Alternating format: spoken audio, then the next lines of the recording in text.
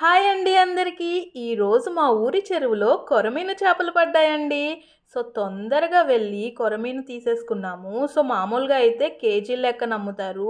ఊర్లో కదా చేపల లెక్కన ఇచ్చారు. ఫిషెస్ వచ్చి ఒక 4, 5 ఫిషెస్ దాకా వచ్చినాయండి. అందులో ఒక పెద్ద కొరమీను వచ్చింది. దాదాపు మొత్తం కలిపి 4 కేజీస్ దాకా అయ్యింది వెయిట్ అయితే. మాకైతే 4 చేపలు కలిపి 500కి ఇచ్చారండి. అదే మన హైదరాబాద్‌లో తీసుకోవాలంటే కేజీ 300 ఉందండి కనీసం రేటు.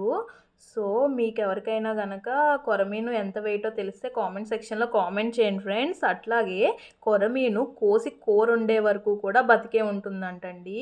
అది కదులుతానే ఉంటుంది మనం కోసే వరకు. ఆ చేపని క్లీన్ చేస్తున్నంత సేపు ఆ చేపలు కదులుతానే ఉన్నాయండి. నేను కూడా కొరమీను కొయ్యడం ఇదే మొదటిసారి చూడడం. నా వీడియో నచ్చితే గనక తప్పకుండా సబ్స్క్రైబ్ చేసుకోండి.